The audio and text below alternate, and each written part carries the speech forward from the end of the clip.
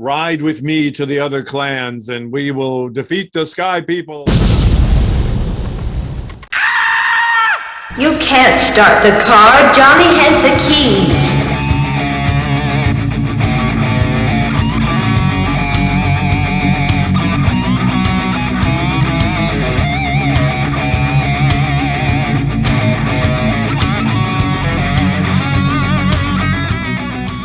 Hello, hello, hello, and welcome out there in podcast and YouTube land. You have reached Johnny Has the Keys, a podcast and YouTube channel where two guys talk about science fiction and horror, films, television, literature, all the things that are part of those two genres. We talk about key influence, hence the title, and the things that those movies then in turn influenced.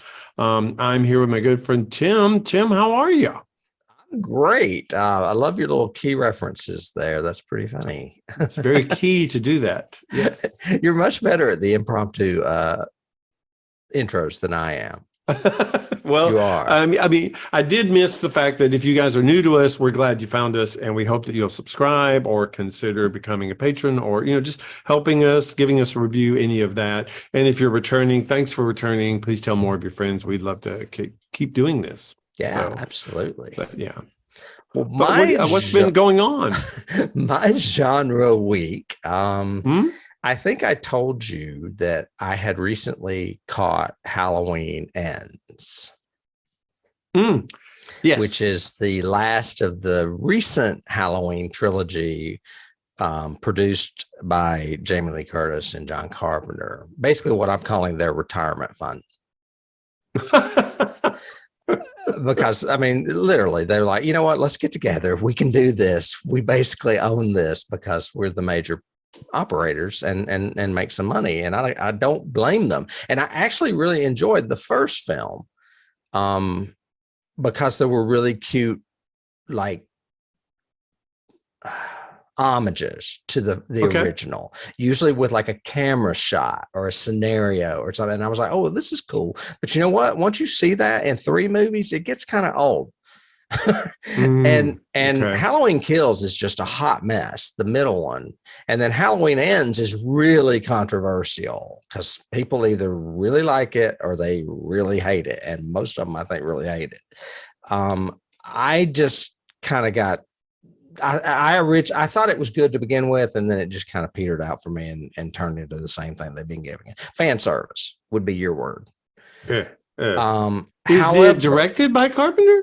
No, he just produced them and did like additional music, I think. Or I think he did something with the music because I think his kid helps him. Maybe he's getting other people that he can give money to. However, so I thought, you know what, this franchise has been around, there's like 13 Halloweens out there, including the Rob Zombie one. So I was like, you know what, I'm going to go back and see just how bad 3 and 4 were. So I watched, not 3 and 4, 4 and 5. Because after, 3 was when they decided they were going to change things and make it a different story. And then, right. That's one with the kids, right? It is. Masks. Yeah. And the whole Sam Hain cult-like thing going on with the corporation. And I really enjoyed it at the time. People hated it. And now people love it. So I guess I was ahead of my time. I don't know. However, Halloween 4 and Halloween 5, I just remembered them being really bad. So I've never watched them again. So I went back and watched them thinking, maybe they're not that bad because I wasn't really thrilled with Halloween Ends, but they are. They're terrible. They are so bad. I didn't realize the history of them, but apparently 4, 5, and 6, which I did not see, number 6, that is called The Curse of Michael Myers, are known as the Jamie Lloyd trilogy. And Jamie Lloyd is that little girl you see reflected in the knife on the poster behind me. So she becomes Michael or something? Kind of. Well, they hinted at that at the end of Halloween 4, but then they kind of threw it out the window in Halloween 5. She is Laurie Strode's daughter, who I was like, wait a minute. I don't remember this. I don't remember Laurie ever getting married. Well, after Halloween 2, when Michael Myers burned up, if you don't remember, she apparently off screen married some guy named Lloyd, Mr. Lloyd. They refer to him if you could look him up on Wikipedia because they don't have a first name. They don't have a first name. I think that's funny. And had a kid named Jamie. And then Laurie was killed in a car crash, also off screen. So Laurie, obviously, Jamie Lee Curtis, is not available to do these movies. So she's dead, and this is her kid. Okay. Perfect. And basically the body counts are up because Michael's back and they got to kill everybody. The budgets are down. These movies look cheap. Even his mask is not right. It's too white and the hair is almost blondish in color. It's just weird. And fucking Donald Pleasance gets crazier and crazier as he goes. He's just insane. He's got a burnt hand and a burnt face because of Halloween 2. They do touch back on that. But he's running around trying to protect Jamie, and they're just two terrible, terrible movies. And I was going to go on to watch the sixth one just to finish the trilogy, but it wasn't available on Shudder, and this is about Shudder, and I just couldn't stomach another one, so I just didn't. That's it. That's my genre week, revisiting Halloween 4 and Halloween 5. So for those of you out there interested, I don't know that I'd bother. I don't think I would bother either. But I do remember the one with the girl, and I remember her in the clown suit sort of thing. I do vaguely remember that, but I've repressed all those movies except for I was one of the few I remember who liked the third one. I liked that they were branching out. It was more about the whole mystique of Samhain and what it all means and all of that. So I thought that was cool. And snakes would come out of their heads and stuff. It was gross. Well, and what a great idea. You have to buy these masks, kids, and then watch the show on Halloween night, and we're going to kill every kid in the world. Yeah, I love that. Anyway, what about your genre? I dipped into your world in my genre week because I couldn't resist watching Midnight Club, Mike Flanagan's new one on Netflix, and finally finished it. I had a long plane ride, so I could do it. It does not disappoint. I mean, you and I are fanboys of Mr. Flanagan anyway, because everything he touches seems to be so well thought out, so well developed, so well done. For those of you who don't know about it, it's a very simple sort of premise. It's basically there's a manor home or a hospice, I guess, that has a history that you find out through the series, but basically it's for terminally ill youth, not children really, more teens and late teens, but all terminally dying. And it's about how they themselves form like this little pact among them of getting up at night every midnight, going to the library and each trying to scare each other with ghost stories. It's kind of the way they're coping with all of the real life things that are going on in their lives. And they make a pact that whoever dies first would find a way to reach back out to them, almost like the Houdini prediction kind of thing. From the grave, you're going to give us a sign or whatever. And it's Flanagan. It's extremely well cast. It's extremely well directed, even though he only did one episode. But it's got great story and multi-layer story where this element goes into this element, and then that doesn't come up for like 5 episodes, and suddenly you're back there again. You go, oh my gosh, why didn't I realize that? And that's what that meant. So it's brilliant. I highly recommend it. I was actually talking with the dentist about it yesterday, and the word I used was multi-layered.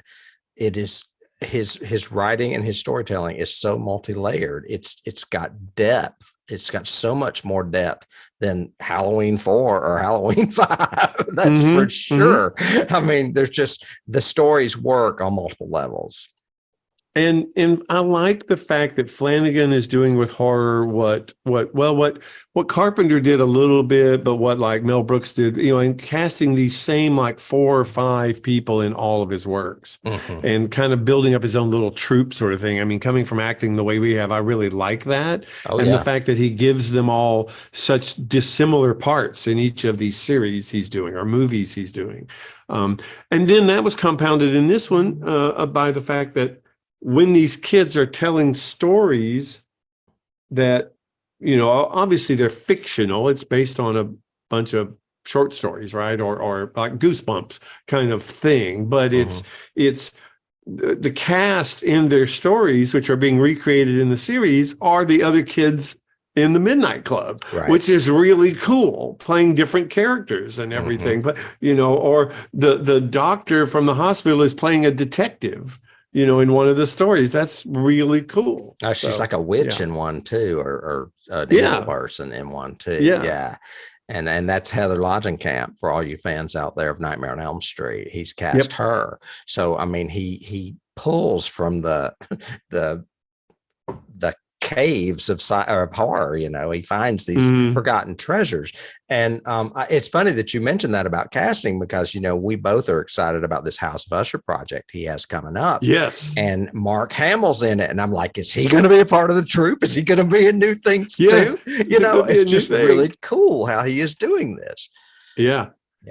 And now it's become almost like his own internal Easter eggs, where there's one that is near the end of the series where it took me like 3 scenes to realize, oh my gosh, that's so-and-so from this and this. And I didn't even realize it. It was really cool. It was really cool. Funny. Yeah. So anyway, both of us did a little horror this week. A little bit of horror. I had a little bit of slasher horror. You had a little bit of paranormal horror. And where are we going? Straight to hell. Oh, straight to hell. This is the devil's candy is our subject of today. This is how do I describe it? It came out in 2015. It's directed by a guy named Sean Byrne, who is Tasmanian. Sean Byrne, I think, is a very talented filmmaker. He has only done 2 full-length movies, one in 2009 and this one in 2015. And I'm like, why is he not directing more?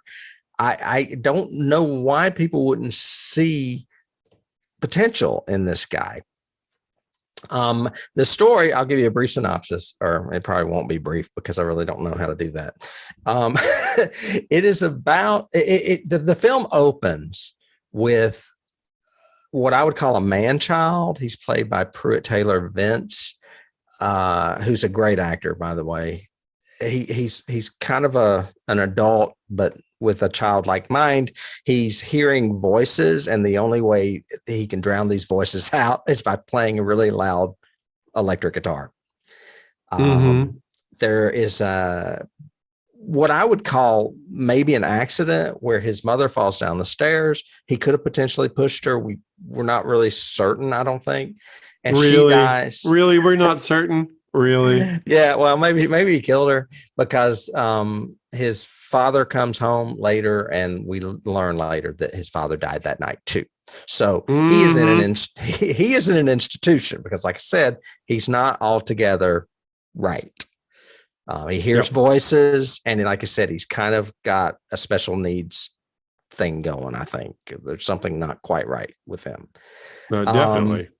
And well, then we go to modern day where this nice alternative family, I will call them, because they are an artsy family. The father is an artist, and they're into hard rock music. They get the house for a steal because, houses that involve murders usually don't go for very much on the market. So they're very grateful. But then all of a sudden they start getting influenced by the voices that may have been influencing. His name is Ray Simile. That's who Pruitt Taylor Vince played. Is it Simile or Smiley? I always thought it was Smiley. I'm sorry, you're right. It is Smiley. which is It kind of very a creepy Smiley. name for a child predator. It's spelled Smile, and I mispronounced it. It is Smiley. Yeah. And I guess I'll just leave it at that. Have you ever seen this movie, David Horton? I never heard of this movie before. I had talked about it on this this show before. You have, but for some reason, I guess in my categorization in my brain, I kind of always categorize it like Devil's Reign, the Ernest Borgnine thing or whatever. I've always thought that, or I've always thought, is it some kind of Rob Zombie movie that I've never heard of or whatever? It's got rock and roll and long hair people in it. Well, I will say that one of my first notes, like 10 minutes into this is the kind of movie Rob Zombie wishes he could make. God, that's a great description. Yes. Really, because there's so much texture to this in the way he tells the story. I'm conflicted because I started getting really bored like an hour into it. I was like really bored and I was going, oh my, is this just going to go?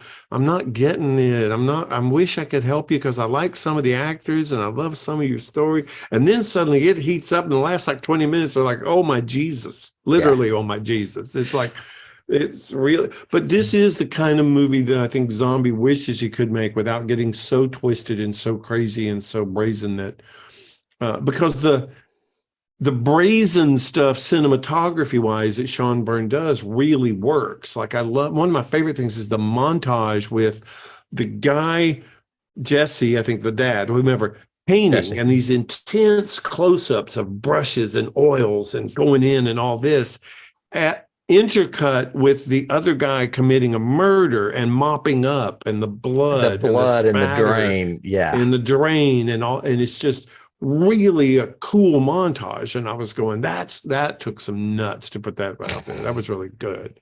That was really, and the story gets a little bit more elaborate. We realized that not only did Smiley kill his parents, he's also been killing children and burying them very close to that house where he had lived before he was committed. Yes. Because the voices make him do the bad things he doesn't want to do. I thought that was a cool phrase too. It was interesting because my frustration also, my frustration about halfway through ended up becoming a plus to it. And I had to go back and reevaluate my whole watch of the movie because he does do a lot of that. What do you call it? Not mise-en-scène, the immediate res. He does a lot of, like, we don't know about Smiley's history. We know that little prelude with his mom and dad, but we only see the dad standing at the door and then it cuts, right? And then we see Smiley and he's obviously getting a hotel room or whatever else. So we think, did he get kicked out of the house? Blah, blah. How long ago was that prelude? Yeah, we don't see him institutionalized or escape. Correct. At all. And or know that he even was until like an hour into the movie. Mm-hmm. We don't know a lot of the history, and he keeps throwing us into these scenes without backstory. And we're just, keep going. Okay, go on. They're having money troubles. We only know that because the dad is looking down at a pile of bills. Right. Kind of thing. And he so talks about, he paints dark stuff, but he's having to paint light stuff for commissions to make money to pay the bills. So like when you go in and see one of his paintings has butterflies in it, his daughter's like, that's not very rock and roll, Right. Yeah. But that was one of the issues I had too, is part of the stuff I didn't understand. I don't know why I didn't understand. So I would have loved to have seen just a little more backstory or character development or whatever with the family, because they're such like you said, you called them what, a modern family? They're such a unique family. Yeah, they're such a unique family because, he's a struggling artist with who looks like Jesus. The mom has to work to support them, but we don't know what she does. We never find out. I would have liked to have known more about her. Yes, for sure. And I think that was a character that wasn't as developed as it could have been. And Zoe, it would have been nice to see Zoe at school one day and see, is she really bullied or whatever, or kind of thing. But it's got some great stuff going for it. I had never seen any of this cast either. I'd seen, what's his name? The guy that played Smiley. I've seen him in something before because he can do that thing with his eyes where they vibrate. And he does it a couple of times in this movie, but I've seen him in some movie where he did that. And he was, again, a weird kind of psychotic sort of character. He played, oh God, I meant to look up his name and I can't remember it now. He is the guy that goes with Shane in The Walking Dead to get the equipment needed to save Carl's life when Carl got shot by accident. Okay. He shot Carl when he was hunting a deer, and Rick rushes him to the house, and he ends up saying, look, I'm responsible for this. Let me go get the stuff from the hospital. And Shane goes with him. And as they're escaping, they get mobbed by a bunch of zombies, and Shane shoots him in the leg and uses him as a decoy to get away. Yeah, he dies a horrible death in Walking Dead. And I've always remembered him from that second season of Walking Dead, but he's done a lot of other stuff. He's a great actor. This movie is filled with good actors. That's one of the reasons I like it. Yeah, it's really strong performances. Sherry Appleby plays the mom, Astrid, is good, but the girl that plays Zoe is great. Yes. I mean, but even the cop is good. The one that's like the I think she's African American policewoman. That's usually the one they're seeing when something has happened with Smiley. Yeah, she's even good. I mean, it's. I would describe this movie as character-driven horror. It's kind of the way I approach writing a book. Sometimes I just kind of dive into the character and let them go and see what they do. And that's kind of why I guess I relate to this movie so much. I can see that. The reason you know about this movie is that I happened to watch it on the same day that I watched The Dark and the Wicked. And everybody was raving about The Dark and the Wicked. And I like this movie better, mainly because The Dark and the Wicked is a mood piece, and this is a character-driven piece. And I favor character-driven stuff. That's well said. My opinion would be the exact opposite. I actually have it in my notes. I prefer, in one of my keys, I prefer Dark and the Wicked better. If you're talking about someone slowly taken over by possession, to your genre of possession stories, I think Dark and the Wicked is a lot scarier to me than this is. Because even at the end of this, it becomes more of a home invasion story, not a satanic possession sort of story. It's a multiple invasion scenario. I mean, at one point she wakes up and he's in bed with her. Yeah, that was creepy. And then when for the second time Jesse's late picking up Zoe at school, and he's got her. And I mean, you don't even have to show it happening. They just cut to her on a floor with duct tape on her mouth. And I'm like, whoa. So you've got the whole serial killer horror too. I mean, he's not really a serial killer. He's possessed or something, but. Well, one of the keys I have, I'll go ahead and mention, is Shakespeare, because the character driven. Well, no, but the main action sequences happen off camera. So like we see him, we see him in a car eating candy, by the way, watching these two brothers, one a younger kid and one an older one, go to play with their dog, and the kid ends up abducted, but we don't see the abduction. We see the aftermath with him trying to carry this body into the hotel, and all of a sudden the body starts kicking, which also scared me. That was a good point. I got to say that was great. But we don't see him, and we see him walk toward, later on in another scene, we see him walk toward the kid with a saw, but we don't see anything else. One of my favorites in my notes is it's the daughter and the mother, and they're inside, and we know the cops are outside just sitting there talking, and all of a sudden we hear a car rev, a crash, and her screaming. Yes. But we don't see it. Love that. Wonderfully off camera, and it's great. Yeah. there's several things like that we don't actually see the act. Like you said, the same thing. It shows Jesse running through the halls of the school, talking to the janitor, doing whatever, trying to find Zoe. And then suddenly we cut and she's just laying there with tape on her mouth. Yeah. That was great. And I love that off camera. We imagined things being a lot worse. We always do. But that was good storytelling, in my opinion. I agree with you on that. Well, and that's actually what we normally cover before we get into other stuff is scenes. And one of the other scenes is that scene. It's very Hitchcock where you see what she's doing in the bathroom and what he's doing to prepare for killing her. And she's like barely getting the tape undone and she's trying to stick it to the floor so she can roll and get the tape off of her. He's taking off his jacket and his pants because he doesn't want to get blood all over him, even though he's filthy and doesn't look like he's had a bath in months. Putting on the garbage can over, the garbage bag over his body. Yeah. And it's the whole director's trick of, is this happening at the same time or is she a little bit ahead and he a little bit behind? And then finally, as he walks to the door and opens it, you see her feet just going out the window and he grabs him.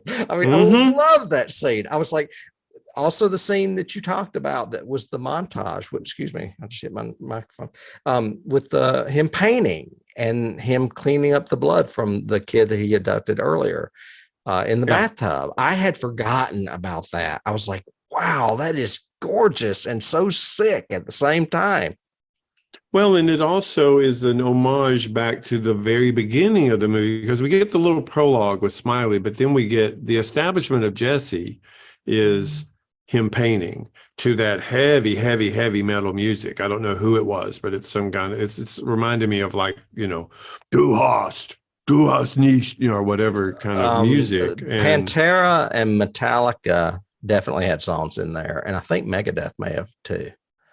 And Jesse's painting, and we get our first, and it's doing close-ups of like his eye and then his paintbrush and then the, just sticking paint onto the canvas and it moving around. And we think, oh my God, we're going to get this horrible, thing. And then it cuts and it's him looking at it and the daughter and she goes, butterflies.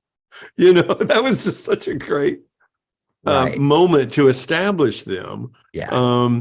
And then when we see it again in the montage, it's when Jesse is being possessed as well. And it's kind of like both of these men are simultaneously possessed by whatever this is, this demon or whatever. Well, it's to provide the devil with some candy. Because for those of you that haven't guessed yet, the kids represent candy to the devil. And this Smiley is providing the devil with candy because he can't shut the voices in his head off. And I didn't go back to look at it, but couldn't tell if it was the tears that he was referring to as the devil's candy or the children. So, because she's crying, it's a horrible scene, but she's crying with the duct tape on and everything. And he reaches down and touches her tear and licks it. And he goes, it's true. They really are the sweetest candy. And I was like, golly, I think it's the children. I think the tears just a taste. Yeah. Scenes, the lighting overall in this is very good. He can show darkness without it being so dark that you can't tell what's going on. So I think his lighting work really works in this, even down to like the night time of Smiley digging the graves for his suitcases and stuff like that. But I guess the other scene I love it's. To me, it was very Hitchcock. It was a scene I like, but it led to a big question I have. So we both said Hitchcock, I've noticed. Kubrick. When he goes to the museum, which is called Belial's, by the way, which I thought was great. And I loved that because I've always loved that name and that particular demon. But everything is center framed like Kubrick did. When Jesse's walking in, he's in the very center, coming closer and closer. When it's showing the woman on the phone in the background and the camera's getting closer to her, everything is framed very, very center focused. And she's creepy. and really creepy and kind of threatening to him about, if you don't have something good this time, we're not going to ever see you ever again. And he's like trying to show the picture of the cross he did. Well, she basically tells him he only looks at your stuff once, and he's trying for a second chance. Right. Yeah. Right. And then creepy dude shows up at his house, and that's another reason why he was late to pick up Zoe. I'm not sure creepy dude wasn't Satan himself. Okay, well then do something with that, because nothing happens with that. Nothing happens with it, but it is alluded or hinted at, and I kind of like that. It's a little bit of spice in a pot of simmering food. Simmering food. It's a delicious dish, and it's an accent spice to me. The way they do that. But I would have even given a little coda at the very end, and Satan curator dude is like trying to put his painting back together or something. Just some kind of allusion to who this dude was. I kind of bought that. It frustrated me at the beginning that I didn't know what these voices were saying. I don't even know what freaking language it was. It was just, but whispers, it wasn't Latin, like inaudible whispers. Yeah. Well, but no, it was like lyrics. It was like song lyrics. It was like a heavy metal kind of creepy songy thing. I don't know what it was or what language it was, but it was creepy. And it kind of frustrated me that I can't tell what they're saying. Well, I had the subtitles on, and I didn't see anything in the subtitles. No, because I don't think he wants you to know. That's part of it. Well, how do you know their song lyrics then?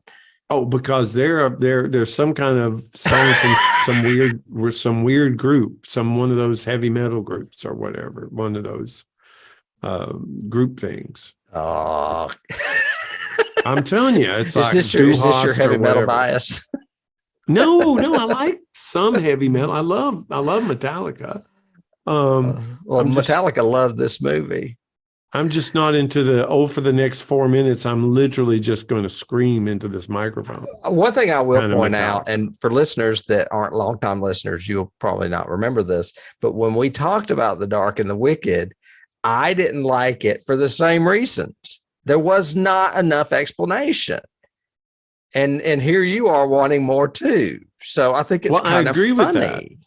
I agree. That's one of the deficits in that movie as well. I just tend to like the ominous presence that builds and builds and builds in that movie.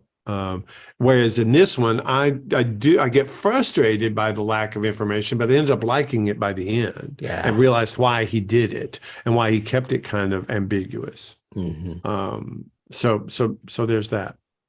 Another scene I like that's not a horror scene is the one that's in the picture behind me when they are going. I don't think it's to school. Maybe it is to school. No, the school, they're by themselves. This one, the mother's in the car. So it must be when they're going to look at the house. And they are jamming out to some hardcore heavy metal, and the mother's just kind of looking at them, but they are clearly having a blast. And the mother's like, maybe we could tone it down a little bit. It's just so cool to see a father and daughter that clearly, look at the look in their eyes. They love each other. It's obvious, but they also really love heavy metal. And I think it's just, I don't know, I find it refreshing to see a cast that's not the typical family, like in The Conjuring, that moves, with two kids that moves into a house or whatever. These are people that are out there everywhere. We see them every day, and you don't see them in movies that often. So, yeah. And I would say that another scene I liked was the fast-paced montage of them moving in. That was a nice little showing how they were different and how much they each cared about each other and helping and all that kind of stuff. And changing the pictures they were hanging and moving around to different places and sofas and floors and stuff. Yeah. So, all right. Well, we've talked about some scenes. I could go into the cast a little bit if you want. Yeah. I'm kind of shocked that you said you've only seen Pruitt Taylor Vince. Have you never seen Ethan Embry in anything? The father? Jesus? No, I've seen Jesus in a lot of things. All right, but that's a wig, and it's quite apparent in some scenes. Ethan Embry plays one of the children of Lily Tomlin in Grace and Frankie. I may what? Yes, really? He's awesome. He is he really must look strong drastically actor. Different. Well, it's just the wig. I mean, look at his face in that picture behind me. That's him. I mean, in Grace and Frankie, he's balding, so his hair's buzzed. So it's drastically different. He doesn't have any hair really. He's got long hair in this. Right. That's why he had to wear a wig, because he couldn't grow his hair long. He didn't have time, nor did he have hair. So Ethan Embry, I don't have it in my notes, but I read that someone suggested him to Sean Byrne and said, you need to check out this guy. I think he's got the depth you're looking for this part. And it's the minute Sean met him, he said, oh yeah, this is the guy. So I'm a little confused about how Sean Byrne works, because I already mentioned he's only done 2 movies. 2009's The Loved Ones, which is also on our list, and killer. It's another one we may have to watch next year. It won awards. Yeah. It won awards. Because a lot of doing research on this, a lot of people were talking about it. Yeah. About that particular movie. So yes. And then he did this one in 2015. He's from Tasmania. The Loved Ones was filmed in Australia, which makes perfect sense. This one was filmed in Texas. So what does this Sean Byrne guy do besides direct the occasional feature? I mean, I don't know, but he's obviously got American connections as well as Australian. Yeah. Agreed. So anyway, somebody recommended Ethan Embry to him, and he said, yes, I'll cast him. I think you're right about Kiera Glasgow, who plays Zoe. I think she is the heart of this movie. She is a stunning young actress that I've never seen in anything else. Have you? I haven't either. Nope. She's great. She auditioned with some more well-known actors, and yet she was unknown and got the part. She blew everybody away. Okay. So it doesn't say who she auditioned with. I'm just assuming it's other actors of that age. Shiri Appleby, you mentioned her like you knew her. I don't know her. Do you know her from something? Nope. I remember the name was really unique because I thought it was a unique name to get with. Astrid, I thought was unique too, for her character name. And she looks awfully familiar to me, but when I looked her up, I didn't recognize anything else she'd done. No. So I was like, no, the only 2 people I know from this movie were Ethan Embry and Pruitt Taylor Vance. And I think I knew the guy that played I know who Leyland Orser is. He played the preacher. He's just a very small role. I've seen him and stuff. I think he was on Will and Grace. And then the preacher on the television. Yes. Oh, okay. Yeah, that was creepy, but good. And then Tony Amendola played Leonard, the art dealer that you were talking about that may be Stanek. He looks familiar to me too. I've seen him in something. I've seen him as a character actor a lot. But the only other one I have any notes on, of course, is Pruitt Taylor Vance, who played Ray Smiley. He originally turned this role down. He was receiving an abundance of villainous roles, I guess, because of, I don't know, the way he looks. I hate to say that. But Byrne wrote him a very impassioned letter explaining he needed someone capable of playing the lost child trapped inside a monster. And he was convinced. That's a good pitch. Yeah, that's how he got Pruitt Taylor Vance to do this part. And I think that's apt. I mean, I think that describes Ray Smiley perfectly. Oh, yeah. Yeah. So, but again, it would be interesting if we got a little more on Ray rather than just the cop saying, he did this to his mom too, kind of thing. Sort of deal. I would have liked to have seen a little bit more, I think. And they certainly had the time. I mean, because this is a very short movie. It's only 90 minutes. Yeah. So they could have expanded it to 2 hours and put a little bit more in it. But I kind of think he went with the whole heavy metal aspect, blast in, blast out. Well, Which, there is that. Yes. I mean, that kind of relates to the theme of the movie. Awards. Let's see what I've got here. I mean, obviously Sean Byrne likes heavy metal music. So, because you can tell. So, I can't remember what kind of music he uses in The Loved Ones. But that's a great movie. I think I talked about it on a genre week. Really? Okay. Yeah, I think I did. If not, it's going to be on our list. You'll be seeing it soon enough. Celluloid Screams, the Sheffield Horror Film Festival. I think Sheffield's UK. It is. It nominated this for Best Feature Film, Sean Byrne, the Audience Award. Okay. Fright Meters Awards. I don't know what that is, but in 2017, they gave it. Oh, you know what? I bet it's Australian. They gave it a winner. It won Best Score, which is obviously a bunch of heavy metal people that we've already mentioned. However, it was also nominated for Best Horror Movie, Best Actor, Ethan Embry, and Best Supporting Actor, Pruitt Taylor Vince. So it made the smaller circuit awards for sure, and won. It was also nominated for a SICUS Catalonian International Film Award. That's the Spanish one we've mentioned before. It was nominated as the Best Motion Picture. Did not win though. Okay. So those are all the awards I have. Again, like I said, it's small. And Sean Byrne just doesn't do a lot. But I mean, even with your gripes or you're wanting more in some regards, don't you think he is like extremely talented at this? Oh, yeah. Yeah.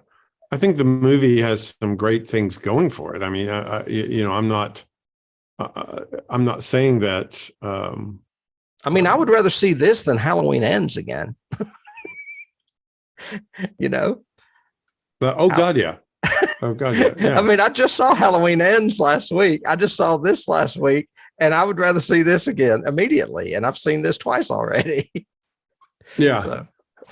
I mean, yes, I think Sean Byrne. I don't know why Byrne is not doing more or interested in more or becoming like a new, pseudo Flanagan kind of thing or whatever. I mean, because he's obviously got potential and obviously got great work. And he wrote this as well as directing it, and that says a lot too. Right. I think he wrote the Love one too. I think, my only other notes on this that I wanted to review were just the only time I lost it from a photography or cinematography angle was at the end. I actually had to read a review that said that Jesse used the guitar to kill him, because I didn't get that at all from. You did? Nope. I didn't get it at all. I don't know. He does it like Pete Townsend. He comes over his head with it. Oh, I know, but it looks like a bat to me. I didn't think guitar because. Oh, you didn't think guitar? Oh, yeah, no. It's a Flying V. It's the one he gave what's his face gave his daughter. I found that out reading the reviews, but I didn't see it visually when I saw it. How about that? I didn't see that in the split second that they show it in between CGI fire effects. Because the CGI fire was a little annoying. I will give you that. And unrealistic that it just burns around her bed and stops. And I guess it's really hard to, unless you have a lot of money, I guess it's just really hard to shoot a scene like that with 3 actors in a burning room. I mean, that's a lot. Oh, I'm sure. Yeah. So they had to use CGI fire. And a lot of times it looks to me like it's kind of around the edge of your television screen. But yeah. Right. Yeah, it looked like a filter that they put on or something, you know. But I can give them that.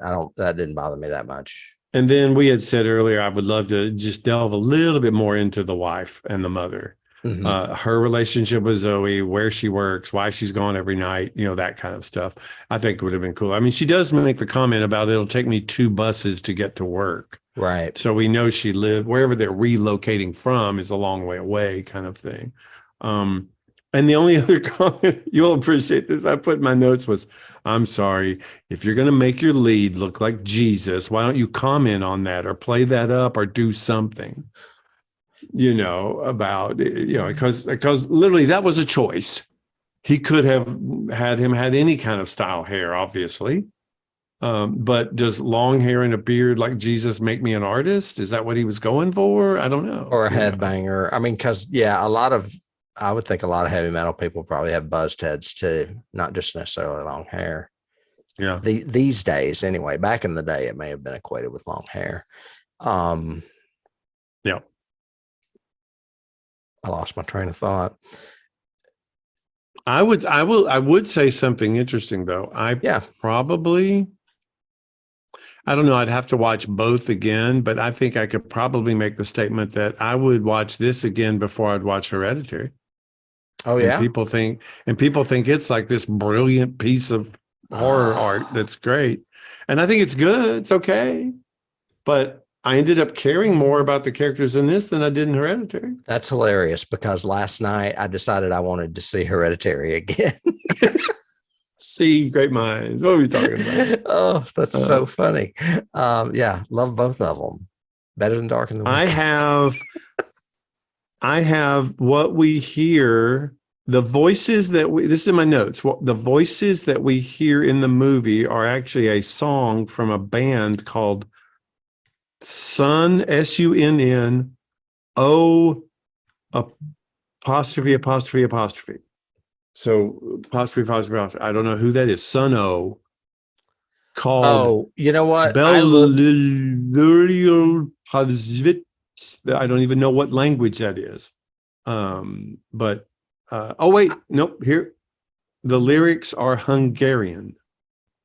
Okay, because I did look at the song credits at the end. I watched the movie through the end credits, and at the end when they list all the songs, I did notice that there were a few that were by the same band, and I bet it's that Sunn O band you're talking about.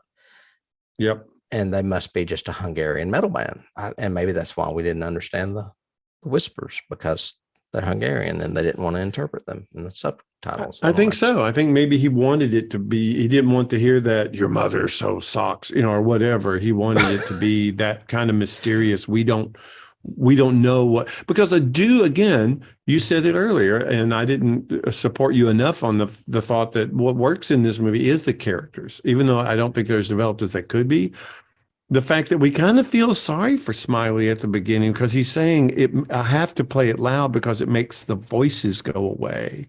And it's not until he commits that murder that we go, okay, well, you're a little bit more than just making the voices go away, dude. You're like a creepy little predator, in multiple ways. I mean, because we know that he cuts up the children's bodies so that they'll fit in a suitcase that he can bury easily and roll, because he doesn't, I guess, want to carry a suitcase out and a long distance, so he kind of rolls it out there and buries it.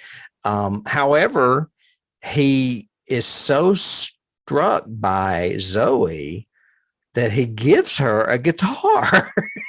and he tells her at one point that she's too good. He's not going to give her to the devil. Don't make me give you to him. Right. And I mean, so there's depth, like what's his face said, the monster child inside the killer, or the child inside the monster. Yeah. And the scene where Zoe escapes, and then we hard cut, and she is in a police station. So obviously she's been rescued, and Jesse and Astrid come running down the hallway. They turn the corner, see her with the other detective holding her, the cop holding her. They both go running to her, kneel, and what does she say? You promised on my grave. Yeah. And you just go, oh my God. It's the only line you need. It's every parent's fear. Yeah. Oh, it's so good. So good. So stuff like that to me imprints a lot more than than the lady in Hereditary cutting her head off, sort of thing. I just don't, that's why. But I do have that as one of my first keys for this is Hereditary. It's a slow burn, sort of something's happening you don't know, but it's building to something that's not going to be pretty for anybody kind of thing. And they have the shock, and another Hereditary key to me was the shock moment, like a third of the way through, where in Hereditary, it's the beheading. Don't stick your head out when there's a hole there. But in this, she can't breathe, David. She's suffocating. Yeah. In this one, it's the little boys, playing with the dog kind of thing. And him at night carrying that blanket, and you're going, he's got the body, and all of a sudden it starts kicking and wiggling. And I was like, oh my God, no. Yeah. It's not good. Yeah. Yeah. I had a little bit of trivia before we dive deeper into keys. Yeah, sure. You notice in Metallica's "For Whom the Bell Tolls," which is probably my favorite song by them, is the end credit music. Mm-hmm. Apparently they watched an early cut of the movie and enjoyed it so much that they gave him carte blanche to their catalog or whatever they could give him, I guess, because legal rights and stuff. I thought that was interesting. He said he was shitting himself. He couldn't believe it. He says, once you have the Beatles of metal on your side, all the other bands join in. Yep. So he had a great soundtrack all of a sudden. Perfect sense. Yeah. What else? Ethan Embry introduced the film at Horror Hound Festival in Cincinnati, Ohio, and introduced it as a family movie. I love that. A little bit of a twisted family, but a family movie. Yeah. What else? Some of these I put in here that I'm not going to bother with. Sean says you can interpret it in many ways, and that he considered not doing a commentary track to avoid muddying the waters with his own interpretation. I like that a lot. That's interesting. Yep. Yeah. So that gives you a little bit of a reason for some of the ambiguity as well. And then I think that's all I have really that matters as far as trivia. You mentioned keys. You mentioned Hereditary. Yep. What was your Dark and the Wicked key? You said that Dark and the Wicked was a key. I know that I've talked about it in combination, but I don't know what the key is. Well, again, it's a family, and that it's the brother and sister coming to mom sort of thing. But in this, it's the family moving into the house. But it's that slow possession and that that very slow burn of we're not sure what's going to happen. And, this is more blatant, and Jesse is the one that's being possessed, as opposed to, we don't know in Dark and the Wicked, is it the brother, is it the sister, is it the mother? Until the mother kills herself, and then we know, oh, it's her. And so who's next? So there's that. Gotcha. A lot of unsaid, slow burn, dread, I guess, happening in it. Very similar to the other one that I have in my keys is The Exorcist. That whole slowly something's happening and it's going to jar us awake kind of thing. Plus the fact that when when our crazy preacher is on the television, they show the statue of Pazuzu. That's who, when he's talking about demonic possession, it's Pazuzu's statue. So I thought that was kind of cool. Pazuzu. And I have Ken Russell, because the painting he paints with the multi-eyed goat at the top and the way they close in on that and then close in on Jesse's eye and then close in on the paintbrush, I was going, that's very Ken Russell. It's Altered States. I was going to say, is it Altered States or is it Crimes of Passion where they flash to that white buffalo with all the eyes? No, is it Altered States? It's Altered States, and it's a goat. It's a multi-eyed goat, ram's goat. The satanic symbol sort of thing. So yeah, that was definitely a Ken Russell. As soon as he added the eyes up at the top, I was like, that does look very much like that same image from that Russell movie. I loved the paintings. I don't know who did. I don't think I have that in my notes anywhere, but the paintings are great. Either. Yeah, I didn't see it in the credits. Yeah. I mean, you've got the kids down at the bottom screaming, and it's the kids that are the victims. And then you can see Zoe is clearly in flames, which is foreshadowing. There's a lot of foreshadowing in this movie. One of my keys is the scene from the poster on her bedroom wall is from The Clash, London Calling, where he's smashing the guitar. And then later on in the movie, as we said, he uses a guitar to smash. If you Ray see Smiley it, with. yeah, sure, yeah. I saw it. I don't know what version you were watching. I mean, I didn't see it with his mother, though. That's why I was confused at the beginning whether or not he did push her down the stairs or if she fell. Because doesn't he have his guitar with him when he confronts her? I can't remember. No, she Maybe opens not. the door to the room and tells him to turn it down, yada, yada. And he says he has to because it stops the voices. Then it's her walking along the upper corridor, and all of a sudden she physically falls down the stairs. Well, she turns and he's there. And I thought he raised maybe his hand or guitar. You get the impression. Yeah. And that leads to a key I have is Psycho. That whole scene reminds me of the scene where the mother stabs the detective in Psycho, and they do the crazy shot of Martin Balsam falling backwards down the steps. Yep. That's exactly what it reminded me of. I have that one in there. Yep. Yeah. What else? I have The Shining, because again, it's that kind of dread that builds up, and you know something's going to happen. And when it finally does, I was afraid that I honestly had the thought near the last 10 minutes of this that because Jesse's dead, or laying there, he's shot in the back twice, and he's dead. He's shot. It looks like it's in his side, but yeah. And so I thought, by the way, another brilliant choice of acting and directing and writing is the fact that he doesn't know how to use that gun.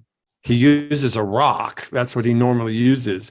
And he really doesn't know. And he's kind of doesn't know really how to hold it. And he keeps just shooting anything around, he gets off lucky shots kind of thing. But I was really afraid that they were going to kill Smiley, and then suddenly Jesse was going to get up and be possessed. No, that would be terrible. Well, I was thinking Shining, possession. I do love that scene that you're talking about where he can't get the gun to work right, and then he just runs, and that's how he gets shot. Yeah, because he runs past Smiley in the hall, and Smiley shoots him. And then you think that Smiley kills his wife in the closet because you hear another shot, but apparently again, that do something off camera that's really violent so that we'll imagine what it looks like, and then it kind of changes later. And then there's just the long shot of what's his name? The hallway. Yeah, the hallway, and Jesse laying there, and you're like, what's happening? And finally the door opens and his wife comes out. I love when, and you would know the key better than me, when directors do that. They just leave the shot on there and just let you wait. Just hold it. And that anticipation's crazy. And you're going, what's going on? What's going on? And then suddenly she comes crawling out and everything. You're going, oh my God. And she's trying to wake him up, and she succeeds. She's like, you gotta get up there. Well, before she gets to him, Ray comes in with the gas and he pours it on the steps and sets it on fire and takes the girl upstairs. And that's when she gets by. And I know what it is. He goes to shoot her and there's no bullets left. So he just says, fuck it, and leaves her and goes on upstairs with the girl. That's when she goes and tries to wake Jesse up. And that's a great wake up too, because we're in that close up of him. And again, we're waiting too long and too long and too long. And all of a sudden his eye open, he goes, where is she? Yeah. And I love the rescue. I love that they went, let's go outside. He would have a ladder in the barn and, let's go in the window. I'm like, it was a great, other than the fact that the room was probably burning too fast for all of that action to happen. I just thought it was really great climax to the movie. Yeah, it was a good climax. Yeah. It worked well for me. I have a lot of just trope kind of things in this, like serial killer and a serial killer in a jumpsuit who's, obviously a pedophile. It's a let's just say it. Yeah, he's wearing a tracksuit. He's a pedophile. It's a terrible tracksuit. Haunted House, of course, Satanic Panic, all these kind of references and things they play up. Again, something that he could have probably alluded to maybe with Jesse's first day at school. I mean, with Zoe's first day at school. Mm-hmm. Oh, you moved into the Satan house or whatever might be, Yeah. the kids. That would have been interesting to see maybe a layer on there. But I've got one that it really struck me, and I think it's because of just the actress that plays Zoe and the actress that plays the other girl in this other movie, but Lovely Bones. Have you seen that? Mm-mm. It's more of a serial killer abductee based on a novel that I was very remember popular. the book, but I don't know the movie. The movie's good, but basically kidnapping and abducting a girl by a pedophile. And you really realize about halfway through the movie that she's dead. And this is her essentially talking from the grave, because that was the whole gag about the novel was done from a first person perspective of the victim. So it's almost like Sunset Boulevard, kind of thing, where he's narrating and he goes, yeah, that's me there in the pool, kind of thing. It's that kind of novel. And they do that in the book and the movie as well. Okay. That's not the key. The key to me was just the feel of her being stalked by this pedophile and then abused by him, and how she kept fighting back no matter what, no matter how he was holding her, whatever, she would bite, kick, whatever to get away, that kind of thing. It was really, that was the key that I got out of it. Well, the key that I got out of it that is remotely similar to what you were saying about kidnapping kids is the X-Files episode, Paper Hearts. We have not talked about this yet on our subsidiary podcast on Patreon, but Paper Hearts is one of my favorite episodes, where there's a serial killer that keeps pieces of clothing of his victims, not the entire, like swatches. Trophies. Yeah, exactly. And he claims that one of them, or somehow Mulder is trapped into believing that it was possible that maybe his sister was killed by him and not abducted by aliens. It's a great episode. And the guy that plays the killer is the old guy from House of the Devil, another devil movie we've covered. Can't think of his name. Wow. So many things are going through my head now, because we earlier talked about subgenres on another show. And I'm like, you mentioned that this is, obviously the devil to me is what kind of leads this movie. So this is more of a devil type movie, but you're right. It's got like serial killer in it. It's got haunted house in it. It's got all these other, subgenres or tropes, so to speak. So that's another reason. It's like a smorgasbord of horror. It is. And I think that's what makes it compelling to me. That's what makes it a good, it's an all you can eat buffet. Yeah, of horror. Okay, that's a good segue to my last key. My final key is, and you might laugh or might not, but anytime you have a guy who spends most of the show with no shirt on and he's really buff, all I can think of is Matthew McConaughey. So that was a huge key for me. I do, but he's always taking his shirt off. All right, or whatever. That is hilarious. Jesse spends a third of this movie with his shirt off. He does. He's not, I wouldn't call him buff. He's kind of skinny. I mean, he's really skinny to me, like in that shot there where he's spray painting. And he looks so like zombie apocalypse with that gas mask on, so that he's not breathing the paint or whatever. Yeah. I guess. Yeah. And like the scene behind you where they're driving to they're driving to look at the house. They're meeting the realtor. Right. That's really the only time in this entire movie where his hair looks washed and looks almost real. Yeah. The rest of the time, he's like tormented genius, with hair in my face, covered in blood and sweat. Or it's sweaty and pulled back, and it looks more like a wig. It doesn't look as real as it does in that picture behind me. Yeah. I agree. Totally. Because I don't know. We have had this wig conversation before when we did the Blob, and we were talking about Kevin Dillon's very, very bad mullet wig. Very bad mullet. Yes. I have two other keys before we go. I think you mentioned Shakespeare. I mentioned Hitchcock. You mentioned Kubrick. Okay. One of the things, first of all, I do know who did the paintings. I forgot I put this in my notes. And I'm going to read this verbatim. The artwork in this film was painted by Stephen Kasner, a wonderful, quote, wonderful artist and member of the Church of Satan. Sean Byrne added, we really went as close to the source as we could. Kasner would send him texts while working on the large master painting for the film saying, he's close. I can feel him upon me. Okay. How did I forget that? It was in my notes. I completely forgot it. Time to get a new artist. I'm just saying. Well, and not long ago when I was talking about The Devil's Reigns, Anton Zander LaVey and his wife were in that movie and consultants. And here we are using a real Satanist to do the paintings in this movie. It's just fucking crazy.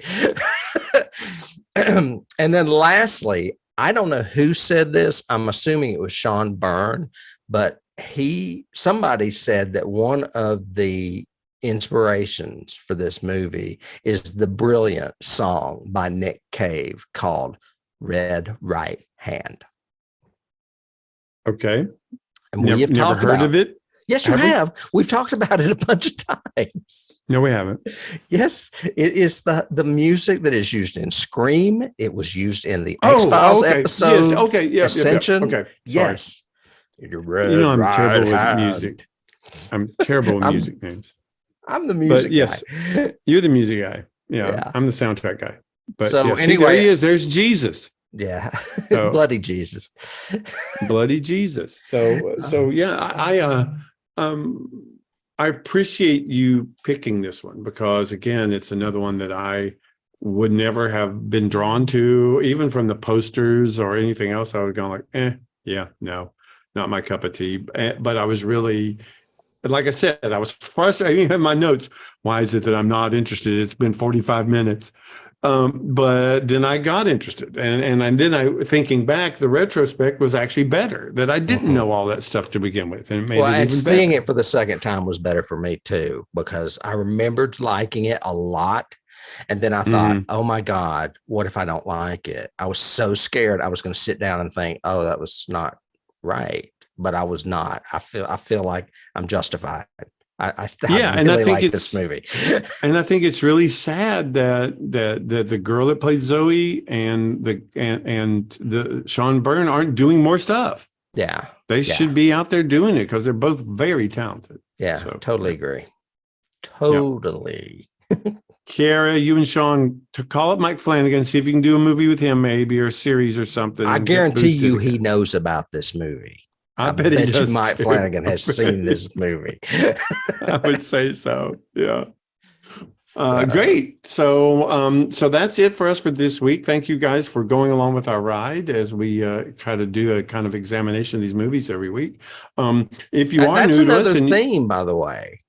Remember, we talked about how we have themes for the season, or sometimes themes develop as we go through a season. One of the themes really of this season is us trying movies that we probably know the other hasn't seen, and or trying something new that's lesser known. So true. Yeah. As a matter of fact, I think the next one is one you haven't seen because it's in my world. So it'll be interesting. But for those of you out there listening, if this is new to you, thank you so much for listening to us. We would love for you to subscribe. That way you'll get to hear about us and what's coming up, and also other sister podcasts we do and other things. And we would love to get a review from you guys. Even if you guys could even go to Apple Music and just give us a 3-word review, that really helps us and helps other people find us, which is always good to increase the coven or the clan or the fellowship, whatever. And if you're returning to us and haven't given us a review or a like or anything in a while, please do it now. And we'd love to do that. If you like us here and want to become and really support the show, we do have a Patreon. is Johnny Has the Keys, of course. And we have some other podcasts we do there. One is on Classic Trek, and the other one is on the X-Files. And we're examining those episode by episode and going through them. And there's some other content on there for as little as, $1 a month. You can contribute to us and keep the show going, but also get some material that's just designed for you guys. Yeah. And you have a lot more say. We listen to you guys there, and whatever you want, we try to get that done for you too. Yeah, you may help shape the next season. Yes. So, Tim, until next time, when we'll be in more of a sci-fi world, but it does have some scary to it, so you'll like it. I'll see you then. All right. It's been a pleasure, as always. Bye. Bye.